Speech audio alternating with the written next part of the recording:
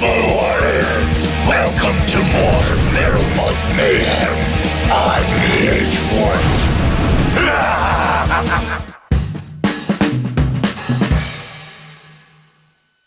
In your estimation, how many women have you slept with in your life? That's a good question. I never really counted. What do you think, T? A lot. A lot? How about a lot? Lemmy says about 1,000. Lemmy says about And 1,000? himself has had 1,000. Oh, it's more than 1,000. That's for damn sure. Hell yeah. Let's just say a lot. I, Ronald Reagan, do solemnly swear that I will faithfully execute the office of President of the United States. Music's a definition of where the world's at that moment. It's like a snapshot of our society. In the first term of Reagan's administration, America was a place where you could be very successful. Everybody said, it's too much, it's so big. Well, those are the things that made it successful. The vibe of metal is larger than life. Big power chords. And I think Republican governments have this big attitude. Excess is definitely a huge part of heavy metal. We wanted more people, more girls, more dope, more booze, more money, more fun, more. If there was kind of a phrase, I think, to sum up the whole 80s thing, would be anything worth doing is worth overdoing.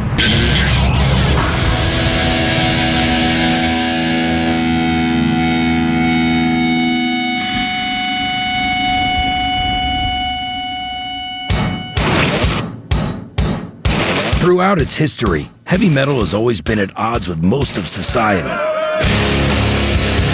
But something very strange happened in the early 80s. A barrage of big sounds and bigger hair seemed to fit perfectly with this new decade of excess. For the first time ever, metal was fashionable. And just like Reaganomics, the revolution began in California. When you read encyclopedias for rock history, you're going to see the 64 British invasion has its chapter. You know, the Memphis 50s, Elvis has his chapter. 82, 83 LA will have its own chapter.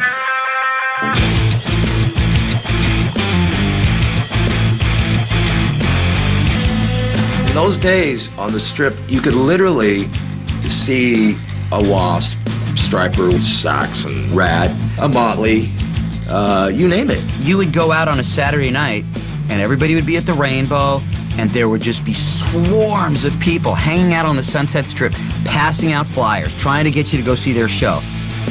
Somebody would be at the Troubadour, somebody would be at the Whiskey, somebody would be at the Roxy. People would be and drinking and puking everywhere.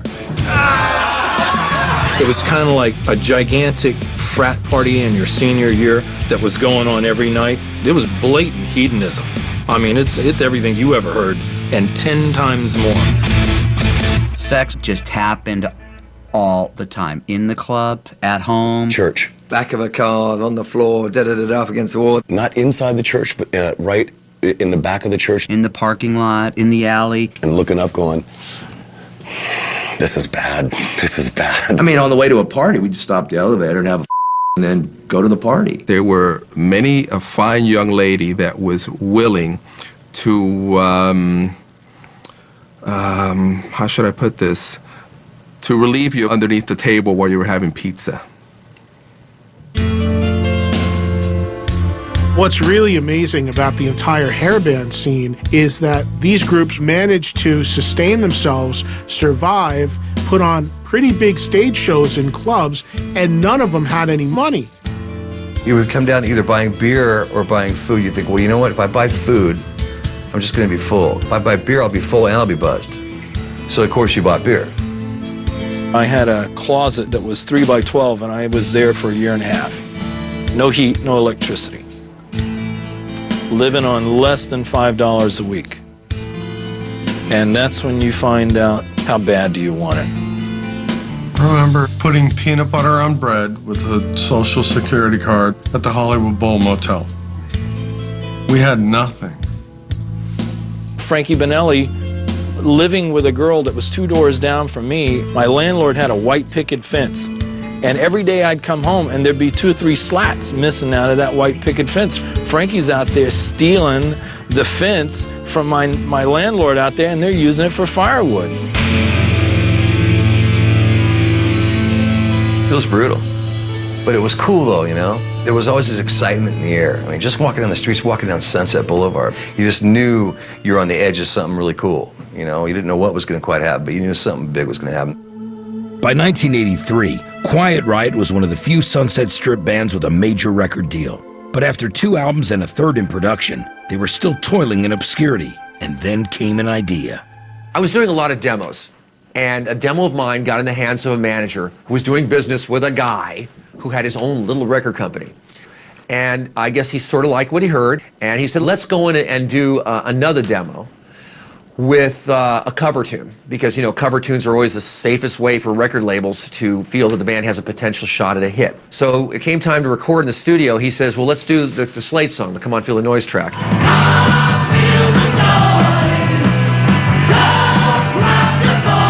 The song Come On Feel the Noise, that was the producer's idea to do the song, because he felt that Kevin's vocals were like Noddy Holder's vocals. And the logic of it made sense. Slade had a #1 hit with that song everywhere but the US. We hated it. We didn't want to do it. Kevin DuBrow was dead set on not doing it. We didn't like the Slade songs too much. We were never huge fans, and we never even worked the song up, Come On Feel the Noise. We didn't even rehearse it. We didn't learn it. We thought we had a good plan. Play the song. Play it bad. Forget about the song. So it came time to record in the studio, and Frankie Banali came with this arrangement, and I was making faces at him across the room, going, you know, trying to make him screw it up. And I just came up with that real simple little drum beat, and we started playing. I remember that Kevin was sitting on the other side of the studio, just glaring at me, because he knew that it was sounding good. And I said to Frank, I said, well, you played really well on it. What am I supposed to do? What is this? No, I don't want to do this song, you know. And he says, well, just sing it. You can do that. You know how to sing it lousy. Come on, feel the noise. Girls, rock your voice. We'll get wild, wild, wild. I guess it turned out pretty good. What you have on record is the first take that we ever. That was the first time we had ever played that song. Is what ended up coming out. So you say I got a dirty mind. I'm a mean go-getter. I tell you. The album slowly climbed up the charts, and we then toured with Loverboy. Loverboy, extremely mainstream, extremely commercial. We opened ourselves up to a whole new audience of people that wouldn't necessarily have listened or bought a Quiet Riot record in 1983, and we won those people over. Loaded with anthemic rockers, Quiet Riot's Metal Health LP continued to charge boldly up the pop charts. Then, on November 26, 1983, it did something that no metal record had ever done before. When I count to 3, I want you guys to scream so loud that your throats are gonna bleed. 1, 2, 3! Metal Health became the #1 album in America. You want metal? You got it! Metal Health!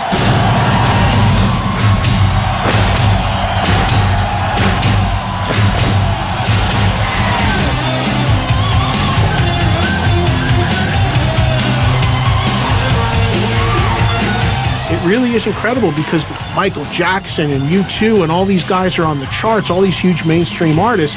And who the hell is this? Quiet Riot, Metal Health. And all of a sudden, this thing is the #1 album in the country. It really broke that last barrier for metal. You know, I didn't really think of it in those terms. I was just wanted to get on tour. I wanted to be on a tour bus. I wanted to play rock and roll with my friends. You know, I was living my dream. It was more of a surprise to me than anything else when it started to climb the charts. I go, here we go.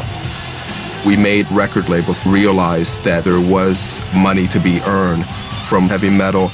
So I think we opened up the doors to record labels saying, you know, let's go out and sign just about every other band out on the Strip.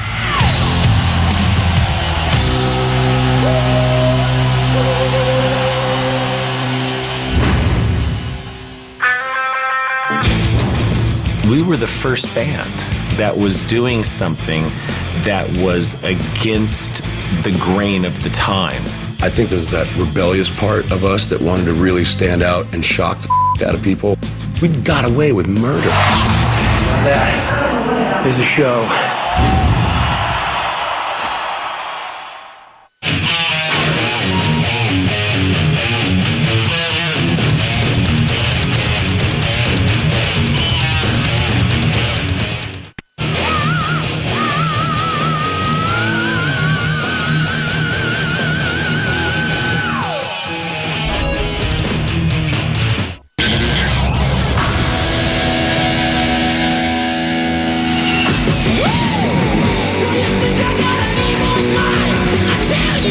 The unprecedented success of LA's Quiet Riot in 1983 turned the music business upside down. Heavy metal, the music for outcasts, was sitting atop the pop charts, and record companies on both coasts raced to cash in. As record companies started seeing gold in them thar hills, you know, and started trying to figure out how to cookie cutter a new metal movement, hair metal was defined and born. We were an accident looking for a place to happen. The world was ready, and the industry was ready.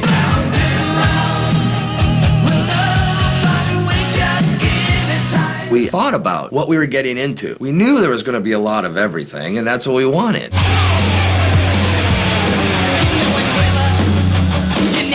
It just catapulted. We went from moving the pool table at the Pine Grove Inn to playing Texas Stadium with Aerosmith. Hair metal in the 80s, it's a combination of popular music and heavy metal. It's really image-based, like, you know, it's all about your haircut and having a cute bass player and make facial makeup and videos with hot chicks. During that period of time, you had this new thing called MTV. All of a sudden, all those videos had to be bigger than life. Luckily, there are all these fans in Los Angeles who have based their whole music career on having a good, shocking visual image.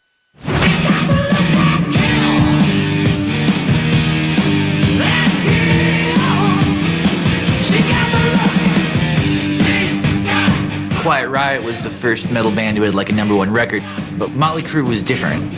They pretty much became the first really important band from LA during the 80s.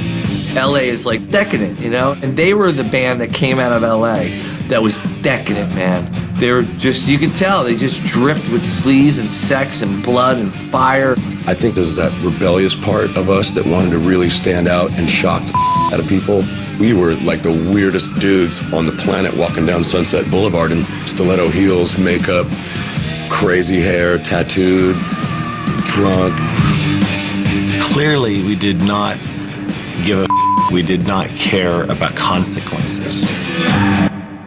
We were the first band that was doing something that was against the grain of the time.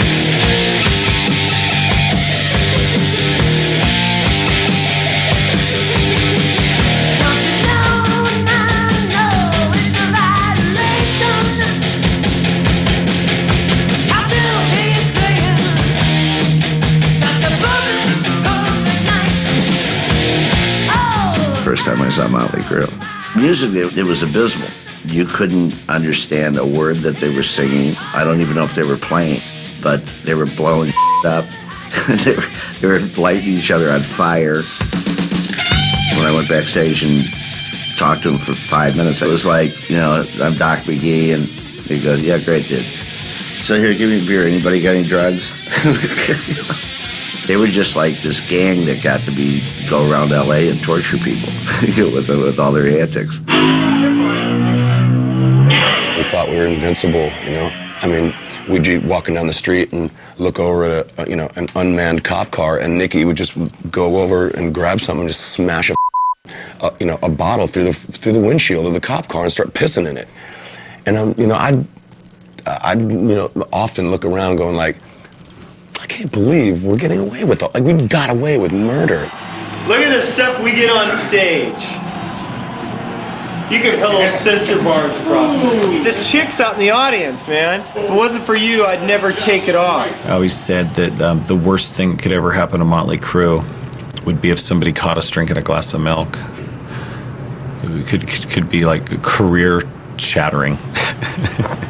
Anything else is okay, you know? Drug busts and car crashes and fights, that's okay.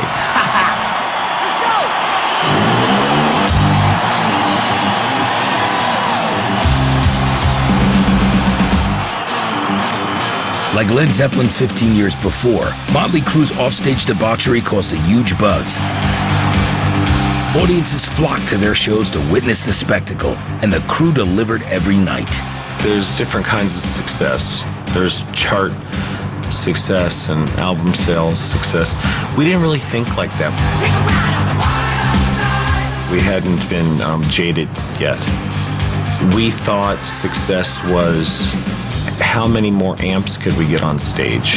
How much bigger could we make our pyro? That was what we wanted. We would go see other bands and go, we can top that.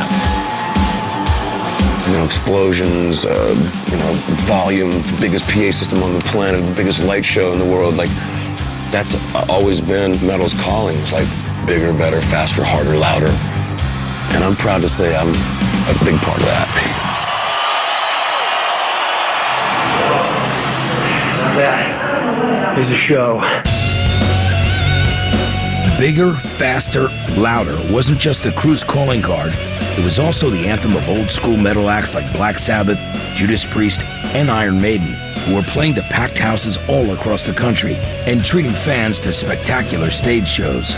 We wanted to give more to the audience. Our aim was to give everyone what used to be called the Disneyland e-ticket.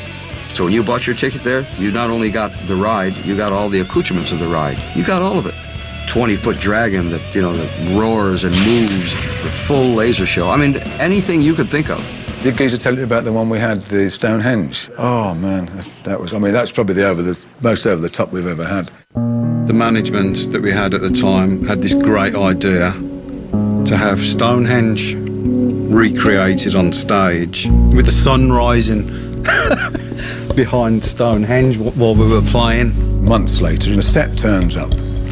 This Stonehenge, which is, quite honestly, it's bigger than the real Stonehenge. It was massive. And we're looking up at this thing going, bloody hell. What are we going to do with this? Where's it going to fit? What happened, the dimensions that the management company had given were in feet, and the manager, by the time he did it in meters, so it was like 3 times bigger than what it And then Spinal Tap came out, who just happened to have the tiny Stonehenge.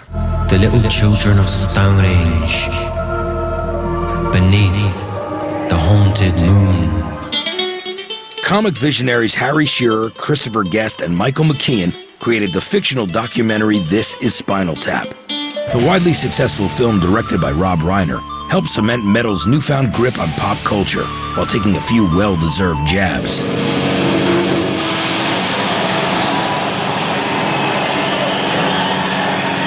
Spinal Tap was a mockumentary because it's making a mockery of some of the stupidity and stereotypes of heavy metal bands. It was so funny, it hurt. It struck, you know, nerves, and that's good comedy does that. There's so many one-liners in that movie that are brilliant. It's such a fine line between stupid and clever. The Black Album cover. How much more black could this be? And the answer is none. I think everybody has had a Spinal Tap moment. First door you sign, authorized personnel only. Yeah. Open that door, that's the stage. Thank you very much. Rock and roll. My Spinal Tap moment was along the lines of getting lost on the way to the stage. In the Midwest, there's a lot of venues that have a Coliseum on one side and a theater on the other side. So the band went out on the stage, I hear the roar of the crowd, and I go running out onto the stage to an empty hall. There's no equipment, there's no people, and you cannot imagine what's going on in my mind. My mind is blown, and I'm clean and sober. I'm standing out there in the big costume, and I'm going to hear music, and my roadie comes running out and grabs me and drags me to the other side. Hello, Chicago! Hello, Cleveland! Hello, Cleveland! You must have made a wrong time. As cool as heavy metal is, it's also quite silly sometimes, and that just personifies that thought. It was pretty accurate as to how bloated the whole genre had become. But it's very special because the numbers all go to 11. Why don't you just make 10 louder and make 10 be the top number and make that a little louder? These go to 11. Good sense. Yeah, let's go. I was the most recognizable face in heavy metal rock and roll then. I was the poster boy. And they were not ready for Dee Snider. Mr. Snider, what is the name of your fan club? The fan club is called the Sick Friends of Twisted Sister. Keep watching more Metal Muppets on VH1. Yeah.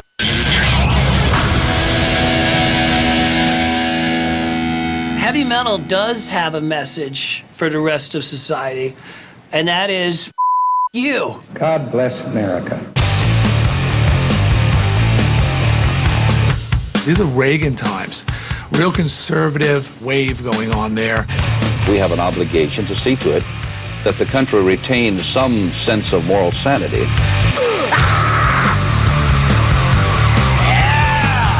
When I was a kid, everything that was expected of you was like you go to school, you graduate, you get a job, and you have some kids, and you die. That's not very much fun. You know what sounds a little better to me? I want to rock and roll all night and party every day. Throughout its history, heavy metal has battled conservative forces in an escalating clash of cultures. When heavy metal pushes, the strong arm of the establishment pushes back. In the mid-'80s, with the Reagan Revolution in full swing, the rockers leading the charge were the rising stars of the glam metal movement, New York's own Twisted Sister.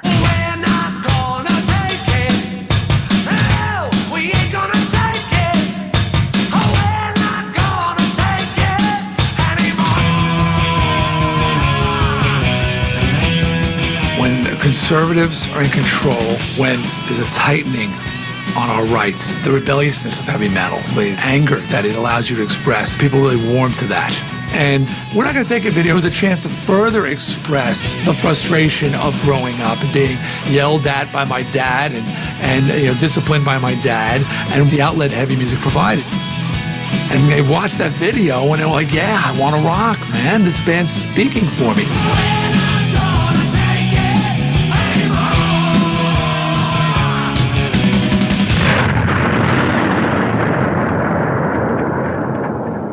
Twisted Sister's anthem became a battle cry for teenagers everywhere.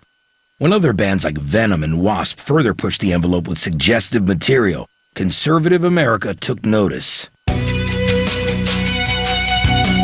The Parents Music Resource Center was formed to provide more information for parents and consumers of rock music. Censorship implies restricting access or suppressing content. This proposal does neither. The PMRC was an absolutely politically motivated organization put together by a couple of senators' wives who had too much time on their hands. Yes, that's right. You had too much time on your hands. Consider, for example, the themes found in heavy metal, which is probably the most disturbing element in contemporary music.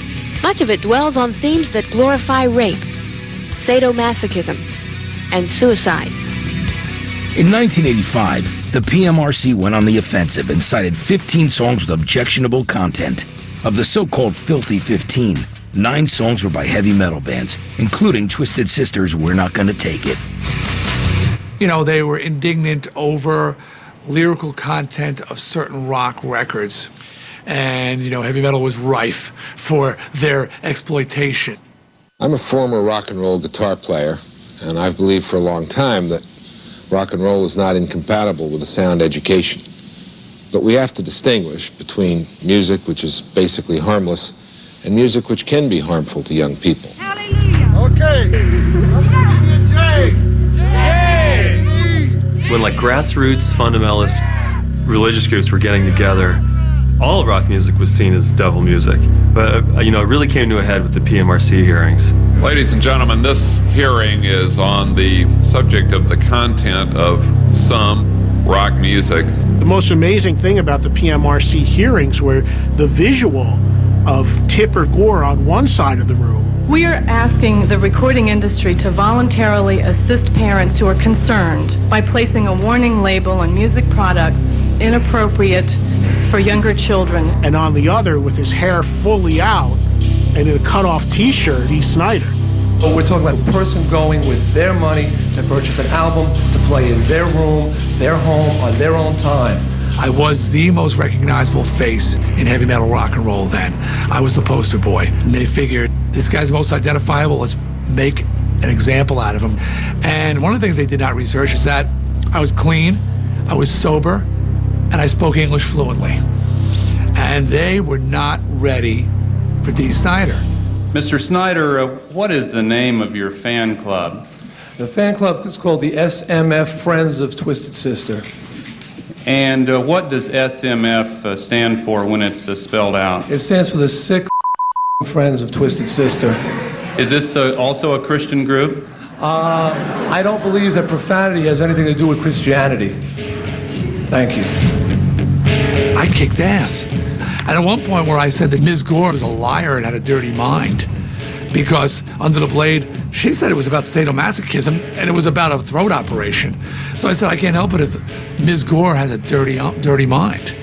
And Senator Rockefeller goes, Mr. Snider, when you were insulting Senator Gore's wife a few moments ago. I said, excuse me, sir.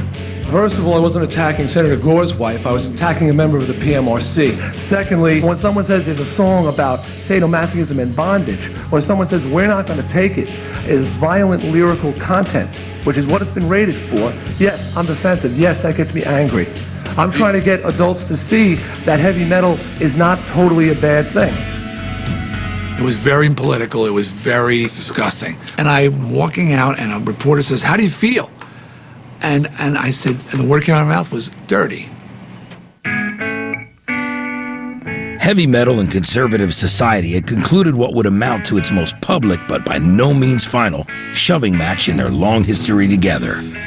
We are pleased to announce here today that our three organizations have reached a mutually acceptable understanding. The result was simple. Any music deemed objectionable would now carry a warning label. We're simply interested in ways to make choices in the marketplace as parents of younger children. And we love the music. And while the restriction implied victory for the establishment, heavy metal was the big winner. Somebody called up and said we had to put a sticker on our album cover, and I was like, well, what's the sticker saying? And it's like, well, this record contains explicit lyrics. I said, put it on. It's wonderful. I love them. People will buy the album. That little parental discretion sticker almost guaranteed you that your record was going to be purchased by a disgruntled kid.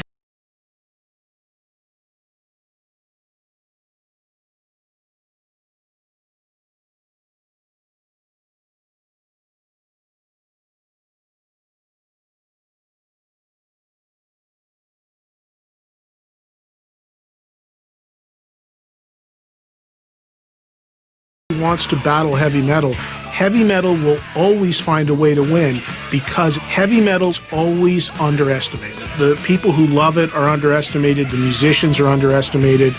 A lot of people have found that out the hard way. It's just a rock and roll, yeah.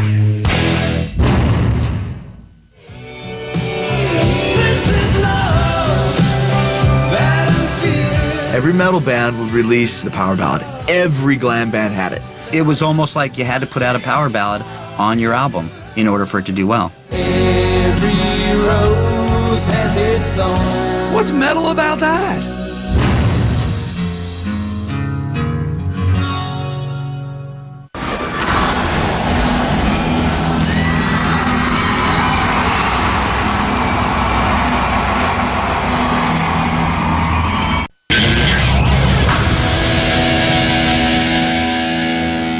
The day I could afford a Marshall amp, I brought it into my apartment on the Upper West Side, and I opened the windows, and I turned it up to 10 and spent about an hour blasting away. And I heard the door knock. I thought it was the cops, and it was a woman covered in sweat. She said, "Do you have any idea how loud that is?" And I went, "No." She says, "I'm working on my PhD and I can't concentrate." And I said, "What apartment are you in?" She says, "What apartment?" I'm on 87th and Columbus Avenue. That's 4 blocks away from my house.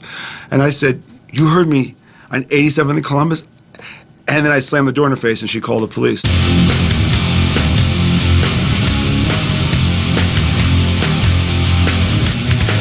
Well, I think it's true to say that the heaviness in all heavy metal groups generally comes from what the guitars are doing.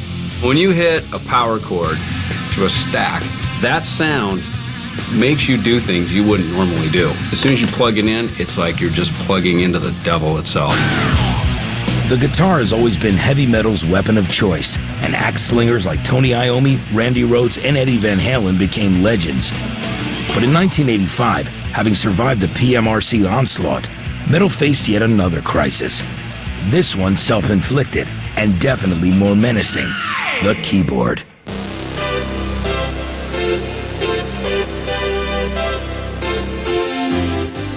When Van Halen's Jump featured keyboards, it was a bit of a surprise because here Eddie Van Halen is known as one of the best guitarists in the world, and then they get the #1 on the riff that he did on the keyboard. When Van Halen's Jump climbed to the top of the charts, it rekindled an argument as old as heavy metal itself. Do keyboards belong in hard music? In 1985, Motley Crue fanned the flames by not only using a piano, but slowing down the tempo and creating what many believe is the very first power ballad. I actually remember even writing this song. We were sitting in the studio and Tommy just started going ding, ding, ding, ding, ding, ding, ding, ding, ding, ding. And I'm just kind of humming along. It was just a cool ballad. And then Nicky goes home and comes back with these lyrics. You know I'm a dreamer, but my heart's of gold. I had a runaway high. I don't know where it came from, but a guy like me, sit down at the piano and write a beautiful song wouldn't be so strange. You can rock all you want, as loud as you want, as hard as you want, but there's got to be an emotional side to an artist. Where he actually plays the piano or has something else to say that's not, you can't be that guy all the time or you'd be fake. I'm on the way. I'm on the way. Home sweet home. It was the ultimate get your lighters out song. It became a big hit, and it was another very accessible song, and I think that probably 1 million or so people bought Motley Crue's album because of Home Sweet Home, and we're quite shocked that the other stuff wasn't all Home Sweet Home. Home Sweet Home became Motley Crue's biggest hit to date, and sales of the Theater of Pain album topped 4 million. The record industry scrambled to capitalize on metal's soft side.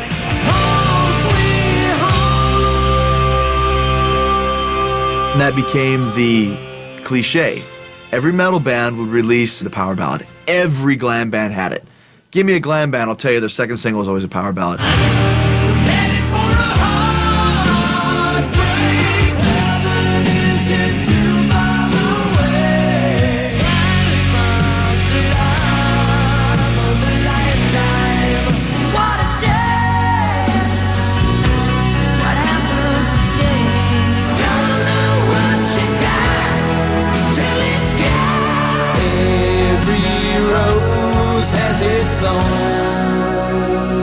And it was definitely a formula that, people, even in this room, had, use for.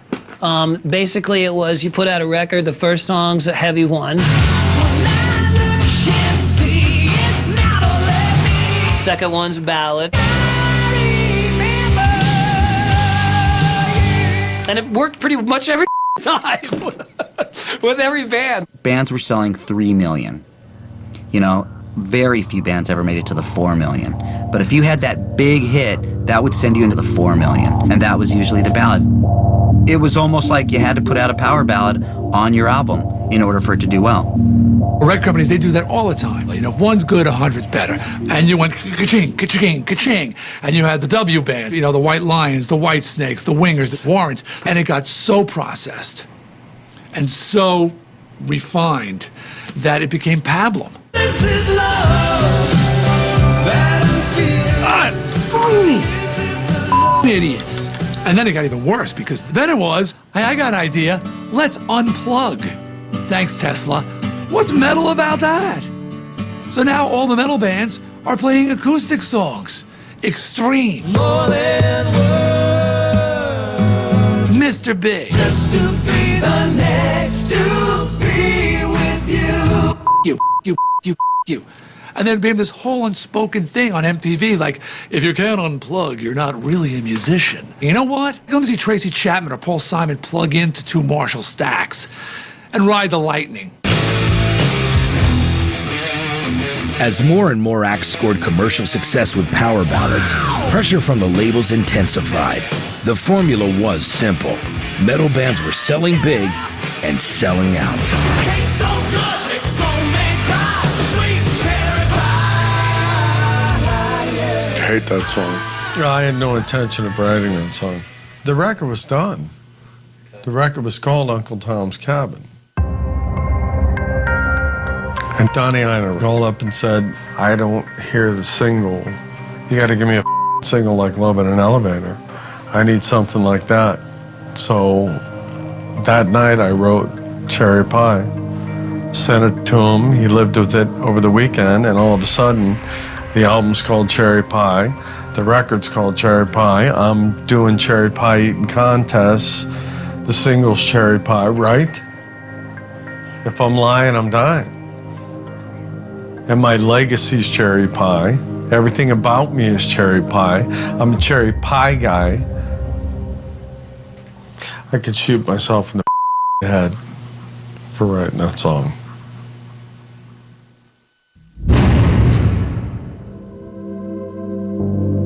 I think the decline of Western civilization really opened people's eyes up to metal. After seeing the movie, I was kind of like, man, there are a lot of creeps in Los Angeles, aren't there? Do you wish, Chris? When you saw the Chris Holmes part, and he's just guzzling in the pool, and I saw that, and what was funny, all of a sudden became very sad.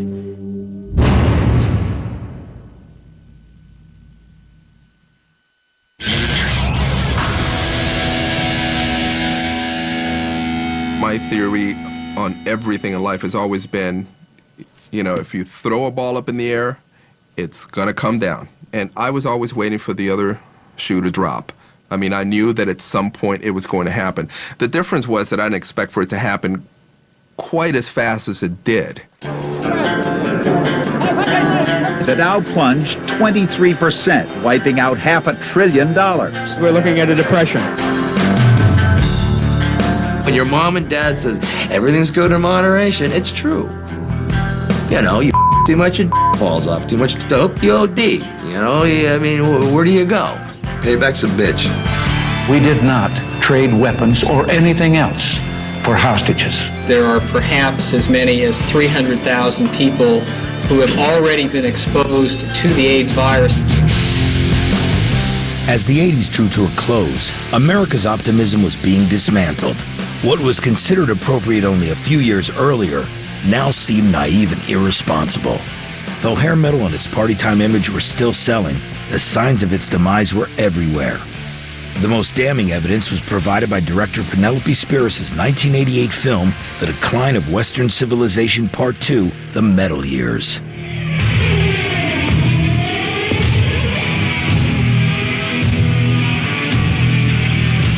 We are not role models for your life.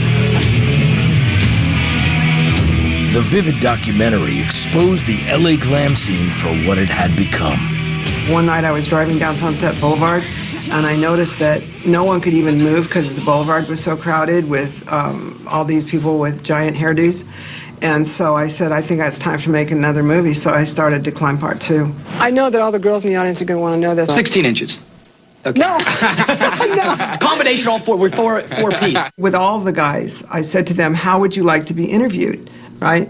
And, you know, Ozzy said, oh, I don't give a just get me in my bathrobe. Okay, fine. I have a disease called alcoholism and drug dependency. Gene Simmons said, I don't want to do anything tacky. How about a lingerie store? Aye. And then, of course, Chris Holmes in the swimming pool. He said he didn't care where he was going to be interviewed as long as he could be drinking vodka. And I said, the only thing is I really want to have your mom there, Sandy, because I had met her. And so he agreed. Do you think that maybe this kind of rock and roll lifestyle is hard on you and maybe that's why you drink?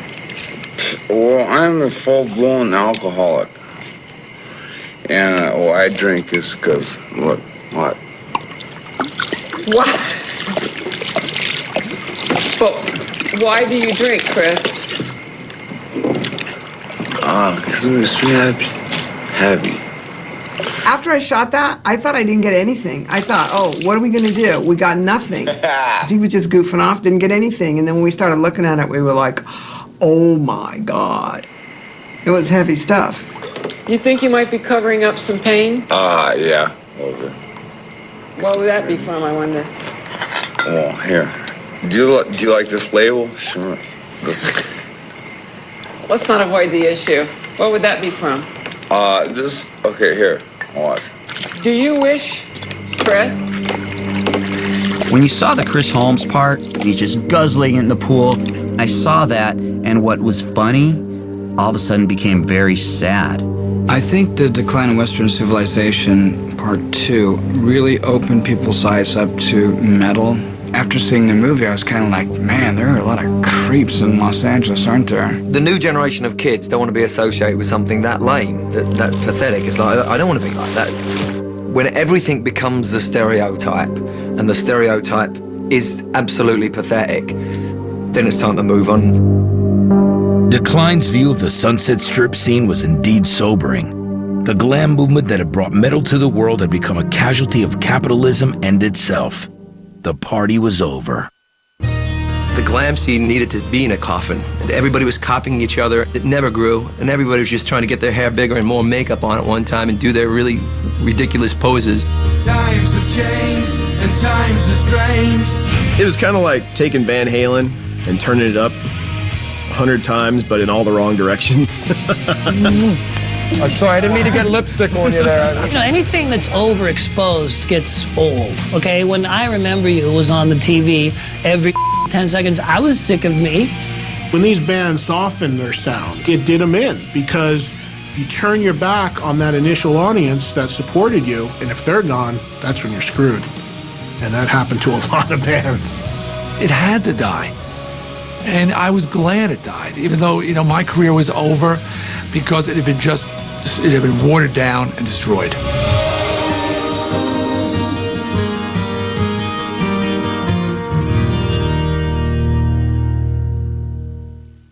Five rock stars, 5 personalities. Oh my God! The hunter. That's life. Killing, and killing. The enthusiast. Holy I'm gonna be in a band with Ted Nugent. The exhibitionist. Love me or hate me, take me or leave me. The sage. The fear of not knowing is the biggest fear of all. The front man. I've been autographing since 1986. Supergroup. We created a monster. Sunday nights at 10. Only on VH1.